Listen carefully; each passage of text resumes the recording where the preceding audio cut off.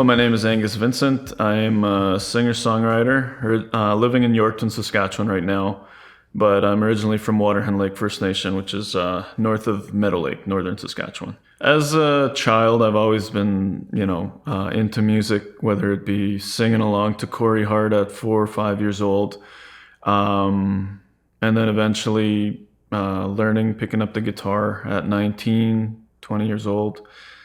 And then I was always writing poems in my high school years. So it just came natural, like just something about the word, the spoken word or the written word was, something that I needed to do. It was a vent for me. And eventually once I got a little bit more confident with the guitar and performing in public speaking, just being in front of people, that's when I started, injecting my poems into chords. And it's been quite the ride ever since. Where I am now in my music career, well, lately I've been pretty blessed with a lot of different opportunities. This one is one of them. I guess a few months ago, I filmed about 6 or 7 of my original songs, like for music video style, for SaskTel Max on demand. So that was a great opportunity. I really enjoyed that. It was a lot of fun. I've got 2 albums under my belt. This latest album was released in November of 2020, and I'm currently in the studio and my pen and paper writing songs and composing the music for my next single. I don't have a date yet, but it's soon to be produced pretty quick. The one song, Tension, it's titled Tension, it's the first track off my debut album, which came out in April of 2018. That reached number 3 on the top 40 Indigenous Music Countdown. And that they've got a website, indigenousmusiccountdown.com. And that was quite an accomplishment, being put alongside other musicians, other songs that, from around the world, from other Indigenous musicians around the world. So that was a really proud moment for me. But where I am now is, making out the 3rd album content and getting ready to push that new single because got to stay current. My songwriting process, I don't have a set process that I consistently follow each time. I sometimes create music with, chord structures, be a guitar, a piano, a bass riff, anything like that. I compose the whole song, and then I'll push lyrics onto that song, whatever I'm feeling. I've made a few songs like that. Tension and my debut album was a compilation of poems that I've written since like 2002, which is a long time ago. And I just basically took a lot of those poems and transferred them with a guitar and put some chords, music to them, laid them down. And my debut album was pretty proud accomplishment as well, because it was good to really finally finish that album, because as an independent musician, funding and different factors kind of all play a role in either the success or a roadblock, in completing projects. And as my current song, Busta Goo, get up and finish, like that's what the translation was of the Cree. Busta Goo, higo gisihta, get up and go finish what you start, basically is what it means. I've, I guess made it a point in my nowadays songwriter life to basically finish projects that I start, so.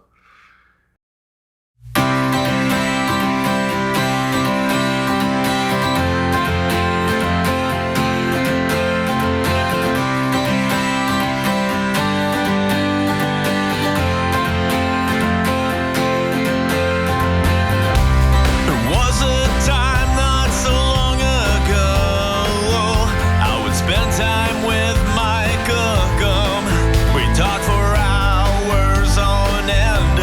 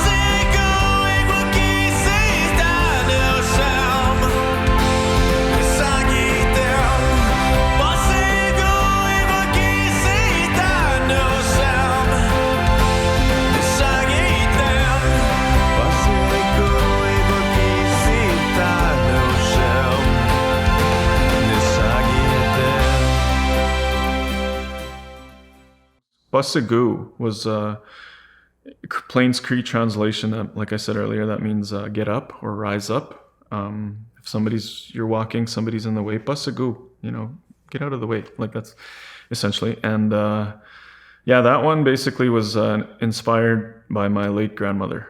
And probably going through the interview or other interviews you see me doing, you could tell that she's been quite the inspiration for a number of my songs.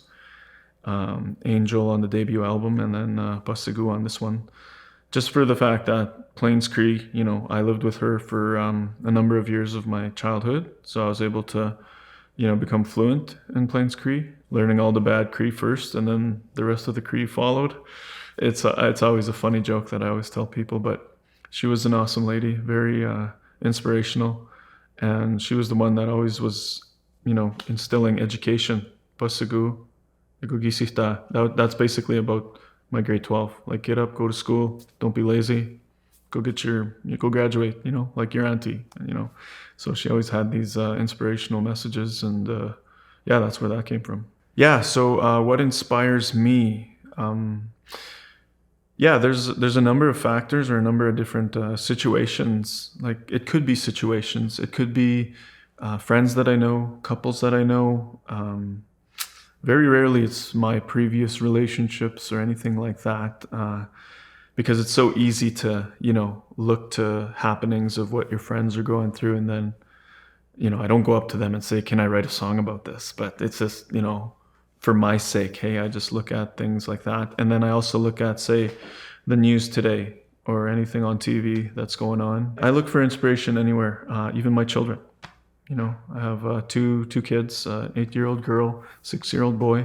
Like, I love them to death, and they're awesome. Like, they're great inspiration. They're the reason I do what I do, so they can basically look, and dad will always be on the CD for them, right? Or whatever it may be. And yeah, there's a lot of songs out there, but they just need that connection from any artist that's willing to actually reach out and, look for him. So why I feel it's important, Plains Cree, it's basically my language, like my language that I grew up with. Why I feel it's important is because it's important to me because I'm teaching it to my children right now. They're not fluent, but they do understand it. And that's how it starts, because they always hear it. Different Cree words like the come here, let's go, get up, things like that. Then it just kind of instills that, I guess, that the accent or the feeling or I don't know what it is, but when I talk Cree, a lot of, it feels good. And I have some friends and my mother, my aunties, whenever I talk to them, it's always in Cree. My friend, when I go golfing in Saskatoon, he's a professor at U of S, Cree 101 teacher. We're always talking Cree. And whenever we talk Cree, we're laughing so much. It's just I don't know. It's important to me because a lot of people my age and this generation are losing that language, and they're losing the ability to speak it fluently. They're losing the ability to, understand it. My sisters understand it, but it's almost like you don't use it, you lose it. And I found myself doing that too, where it's like I'll say a phrase in Cree, trying to talk, and then I'll forget how to say a word.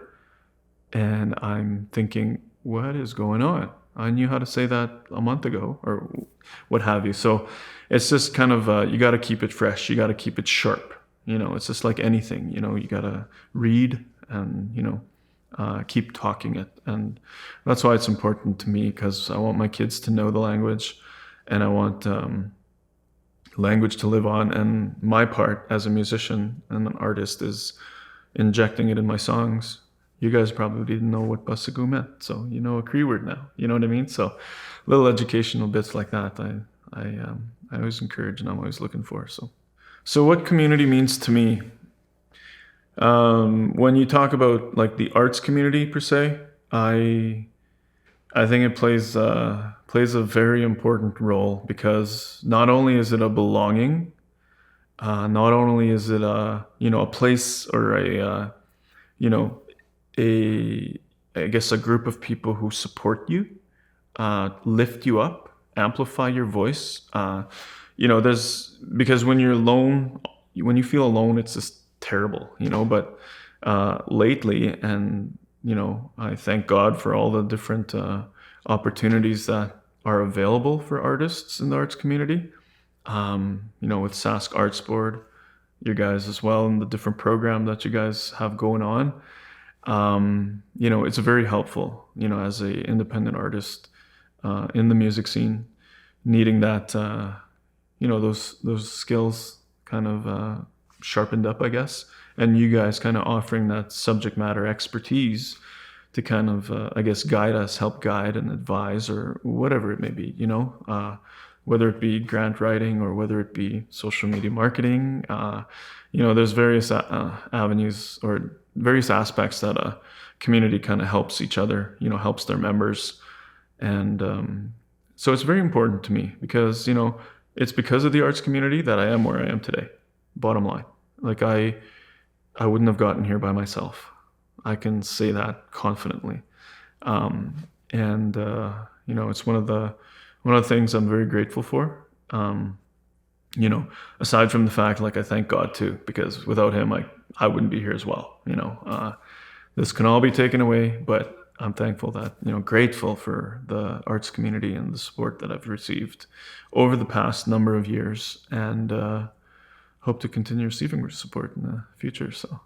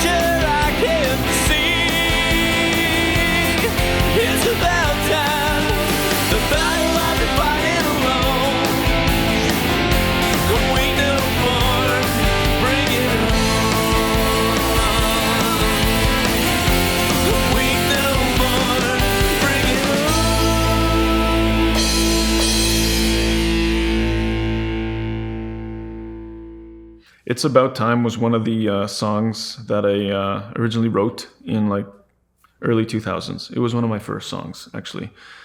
It's not about anybody. for for any questions that like people always ask me, who did you write that about? Who did you write that? Who was that for? Come on, tell me, you know. And I'm like, no, it wasn't. I wasn't dating anybody at the time, so it was just I always picture myself, you know, whether it be a couple that I know, a friend that I know, or anything like that. Inspiration I draw from wherever, you know. And It's About Time was one of the early songs that I wrote that I felt, you know, needed some attention nowadays. And yeah, it was one of my earlier written songs. What's next for me in my career? What do I aspire to be? Well, I think I can, you know, I've got 2 albums out, which, you know, by myself, they were very tough to do and a lot of work. But because of the, you know, just disciplining myself, saying, hey, dude, it has to get done, man. It's still a hanging fruit. And, you know, getting it done was just such a, you know, the weight off the shoulders was just so invigorating and enlightening that I went and did another album, and you know, now I'm on the 3rd album, so I'll probably and I've got more stories to write. I've got more stories to share. You know, I am pretty excited about you know, a couple of the tracks that are coming. They're kind of you know, somber and, you know, not really happy songs, but you know, a part of me was telling myself that, hey, these need to get heard and these need to get done. So from the music standpoint, creating more content, creating more music, putting it out there, and you know, laying down more tracks is definitely on the horizon. And I've shared this earlier with a couple of your colleagues that I will be kind of going into like video production, so that maybe, you know, I can who knows, put some more of my songs on, you know, YouTube or Facebook, you know, from a visual standpoint, right? I have all these ideas, and if one has the you know, the tools and equipment and, you know, somewhat mediocre ability to shoot, and, you know, not downplaying any of our videographers in Saskatchewan, they've been awesome, but you know, it's something that I do want to learn, and you know, hopefully look back and maybe pull a few artists up who are just starting into the business, letting them know, you know, you can actually make a lucrative, you know, living doing this if you do this, if you do this, if you do this, and basically just sharing my knowledge of where I've been and my journey to get me where I am now, and then maybe offering my services kind of as a mentor, you know, type of thing, time permitting, of course. But yeah, it's just one of those things, like I wish I had somebody like willing to do that when I was just starting out, because the first album probably wouldn't have taken 7 or 8 years to finish. Plus with that, it's just like all this knowledge that I have, like I'm even, you know, sharing it with current musicians who have 3 or 4 albums out that, you know, dealing with, say, sound exchange or different royalties and, you know, the business side of things, like they didn't know. And then I kind of had to educate and coach them. And I'm like, okay, like that's what I did. And then, you know, I jot them down, show them where to go and do what they need to do. And it was a moment where I thought, you know what? Yeah, they're depending on me right now to share what I know, and it'll make their life easier. And, you know, it was I guess an accomplished feeling as well, helping others. So that's kind of where I'm going with my career right now. If I make, you know, if this 3rd album is successful, or if it's, you know, not successful, then the fact that I did it and it's out there, 3 albums under my belt, and maybe, you know, a couple more music videos that I can put my name on, then that's kind of where I want to go next, and helping out other people as well.